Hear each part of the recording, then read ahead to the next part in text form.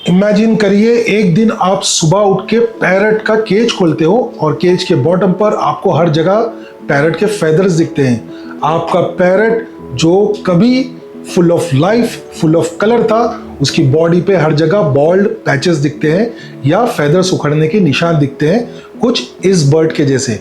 आपको समझ नहीं आता कि ये बीमारी है, ये स्ट्रेस है या इससे बढ़कर भी कोई दूसरी चीज। मेरा नाम है शेख तनवीर और आज की वीडियो में मैं आपको बताऊंगा फेदर प्लकिंग के 5 बड़े रीजन और इससे भी इंपॉर्टेंट फेदर प्लकिंग को किस तरीके से रोका जाए और साथ साथ सबसे इंपॉर्टेंट इसके सॉल्यूशन बताऊंगा, जो सॉल्यूशन यूज करके बहुत सारे पेट पेरेंट्स ने अपने पैरट को फेदर प्लकिंग से बचाया है।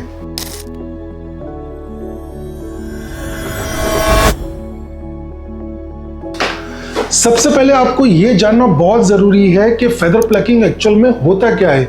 देखिए, इस बिहेवियर को FDB यानी फेदर डिस्ट्रक्टिव बिहेवियर कहा जाता है, जहां पर पैरट ना सिर्फ अपने फेदर्स प्लक करता है बल्कि साथ साथ अपने आप को सेल्फ म्यूटिलेट करता है। मतलब इतना ज्यादा फेदर प्लकिंग करेगा कि वो स्किन के साथ साथ ब्लड भी अपना निकालना स्टार्ट कर देता है। मगर बहुत सारे पैरट ओनर ये नहीं जानते कि पैरट इस हालत में एक साइलेंट मैसेज भेज रहा है मदद के लिए, एक कोडेड मैसेज दे रहा है आपको SOS के लिए।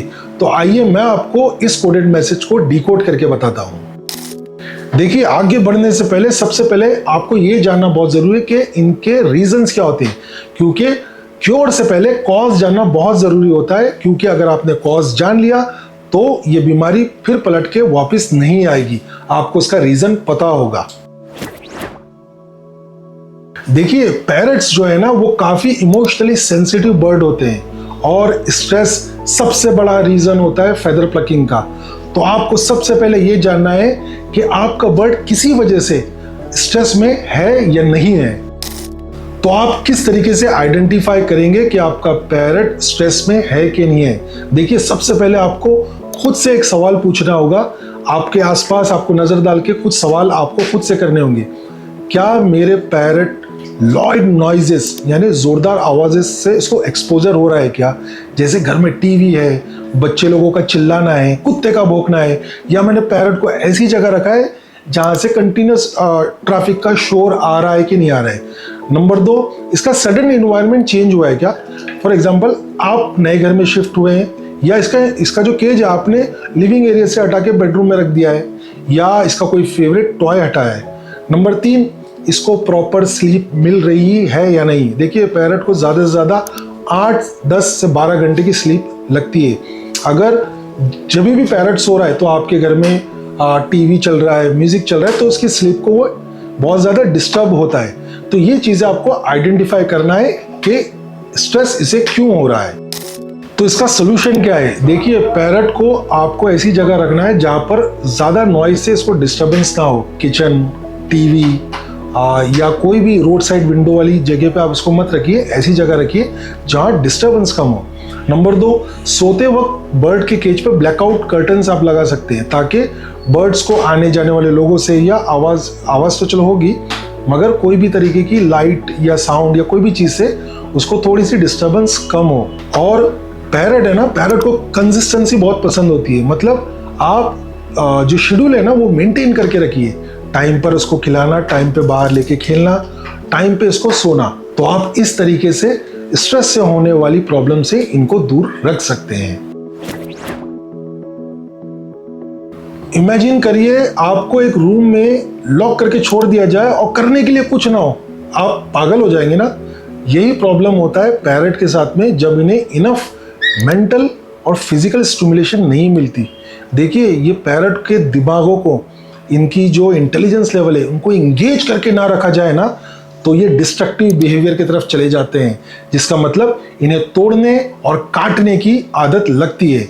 तो इसका सोल्यूशन क्या है? इसका सोल्यूशन ये है कि पैरट को ना खाना ढूंढने में ना बड़ा मजा आता है। तो आप क्या कर सकते हो, पैरट के जितने भी खाने हैं ना, आप उसको कार्डबोर्ड बॉक्स, फोराजिंग टॉयज या पेपर टॉवेल के अंदर छुपा के दे सकते हो। तो पैरट का दिमाग इन चीज़ों में इंगेज रहेगा, उनको अपना दिमाग लगाने बड़ी मजा आती है। तो आप खाना नहीं, सब चीज़ों में छुपा के आप रख सकते हैं। फोराजिंग टॉयज बहुत सारे अवेलेबल है मार्केट में।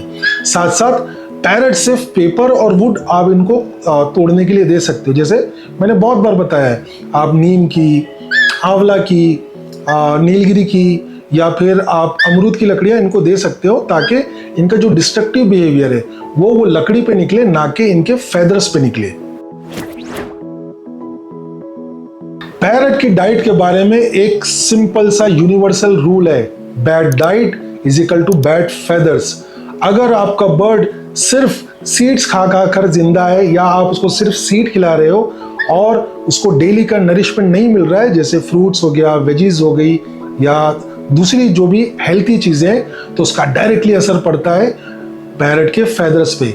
और सही नरिशमेंट ना मिलने की वजह से इन पैरट्स के जो फेदर्स है वो ब्रिटल, मतलब टूटे पिटे और कटे पटे लगते हैं। और जब बर्ड के फेदर ऐसे होते हैं ना, तो पैरट को खुद अर्ज होती है, उसका खुद ही मूड होता है कि मैं मेरे जो कटे पटे टेढ़े मेढ़े फेदर हैं इनको तोड़ के निकाल लूं। तो नरिशमेंट की वजह से भी ये अपने फेदर्स को उखाड़ना स्टार्ट करते हैं। पैरट्स को सीजनल फ्रूट के साथ साथ आपको वेजेस भी देनी होगी, जैसे पंपकिन, बीटरूट और साथ साथ कैप्सिकम, बहुत सारी चीज़ें। उसके साथ साथ आपको ओमेगा 3 के सोर्स भी आपको देना होगा, जैसे फ्लैक्स सीड्स, आलमंड, और कैल्शियम के लिए कटलवुड। बट ये जो तीनों चीज़ें थी मॉडरेशन में आपको देना होगा। और एक बात ध्यान रखना, घर की बनी हुई कोई चीज़ आपको नहीं देना है। एनीथिंग विच कंटेन सॉल्ट और spices can lead directly to their feather condition, इनके फेदर कंडीशन खराब हो जाएंगे। अगला रीजन हो सकता है या तो ये बर्ड्स को माइट्स, फंगल इन्फेक्शन या बैक्टीरिया है। देखिए कभी कभार जब ये तीनों चीजें जब होती है ना, तो बर्ड को अर्ज होती है खुजली करने की, इचिंग होती है, ठीक है। आपको पता है हम लोग को भी जब अर्ज होती है तो हम लोग रोक नहीं पाते। उसी तरीके से ये तीनों रीजन की वजह से बर्ड अपनी इचिंग को रोक नहीं पाता, और इचिंग जब स्टार्ट होती है वो लीड करती है फेदर प्लकिंग के लिए। वैसे तो ऐसी सिचुएशन में आपको एक एवियन वेट को कंसल्ट करना चाहिए, मगर जैसे कि मैंने लास्ट वीडियो में बताया, इंडिया में वेटरनरी डिग्री के अंदर उनके सिलेबस के अंदर बर्ड्स और पैरट के ऊपर पढ़ाया ही नहीं जाता, तो एवियन वेट कैसे बनेंगे लोग? आपको देखना है तो ये वीडियो जाके आप चेक करके डिटेल में देख लीजिए। इसके लिए आपको एक्चुअल में ब्लड टेस्ट कराना होता है कि इसके अंदर कोई बैक्टीरियल या फंगल इन्फेक्शन है या नहीं है, और उसके बाद ही इसका इलाज किया जा सकता है। और साथ साथ में आप बर्ड को रिलीफ देने के लिए एलोवेरा और नीम का स्प्रे कर सकते हैं। प्लीज़ कोई भी चीज़ आप बाहर से मत मंगाइए, क्योंकि कोई भी अमेजोन पे मिलने वाली चीज़, ये जो एलोवेरा स्प्रे या नीम स्प्रे, ये कोई सर्टिफाइड कहीं से होती नहीं, ये लोग घर में बना के देते हैं। इसको आप घर में किस तरीके से बना सकते हैं, मैंने एक वीडियो बनाया हुआ था, ये रहा उसका थंबनेल, आप जाके ज़रूर चेक करें। अगर आप एक पैरट के पेरेंट है ना, तो आपको इसकी एज पता ही होगी, और आपको ये भी जानना जरूरी है कि आपके पैरट का जो स्पीसीज है उसकी अडल्टहुड कब आती है, ब्रीडिंग की एज कब आती है। क्योंकि जब ये बर्ड की ब्रीडिंग की एज आती है तो इनके हार्मोन्स की वजह से ये काफ़ी ज़्यादा मूडी हो जाते हैं। काफ़ी ज़्यादा मूडी होने की वजह से ये बेचैन होने लगते हैं और ओवर क्लीनिंग करते हैं, अपने आप को बार बार सफाई करने लगते हैं, और यही चीज़ लीड करती है फेदर प्लकिंग में। तो इन बर्ड्स जब ब्रीडिंग एज आ जाती है या ओवर ट्रेनिंग होती है, तो हमें ऐसी सिचुएशन में क्या करना चाहिए? देखिए, अगर आपका बर्ड 12 घंटे से ज़्यादा लाइट में एक्सपोज हो रहा है ना, तो ये ब्रीडिंग एज में इनको ट्रिगर करता है। तो जितना हो सके बर्ड को लाइट का एक्सपोजर कम करिए, 12 घंटे से कम करिए, केज को जल्दी कवर करिए। नंबर 2, बर्ड को जब आप पेट करोगे ना, ये मैं किसकी बात कर रहा हूँ, ब्रीडिंग एज की बात कर रहा हूँ। आपको ये दिख रहा है अंडर विंग्स में आपको पेट नहीं करना है, यहाँ आपको पेट नहीं करना है। ये दोनों चीज़ें अभी मैं कैसे बोलूँ, ये दोनों चीज़ें एक तरीके की उकसाती है इनको के ब्रीडिंग के लिए। तो आपको पेट सिर्फ इनके हेड पे करना है। नंबर 3, आपके केज में कहीं भी कोजी या नेस्टिंग मटेरियल है तो आप हटा दो।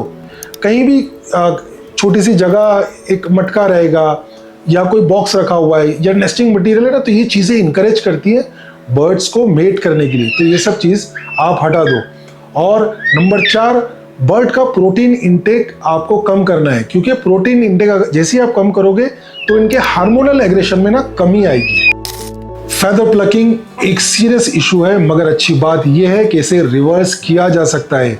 आप अपने बर्ड को पहले जैसा कर सकते हो, मगर शर्त यह है कि सही नॉलेज, सही केयर, पेशेंस और बहुत सारा प्यार। और आपको एक्शन आज से लेना होगा, आपको फेदर प्लकिंग के इशू को आज से एड्रेस करना होगा। वीडियो को लाइक करिए और शेयर करिए उन बर्ड्स लवर को जिनको है ऐसे इंफॉर्मेशन की जरूरत। सब्सक्राइब करिए ऐसे पैरट टिप्स के लिए, और आइए मिलके बनाते अपने पैरट्स को हैप्पी और हेल्दी।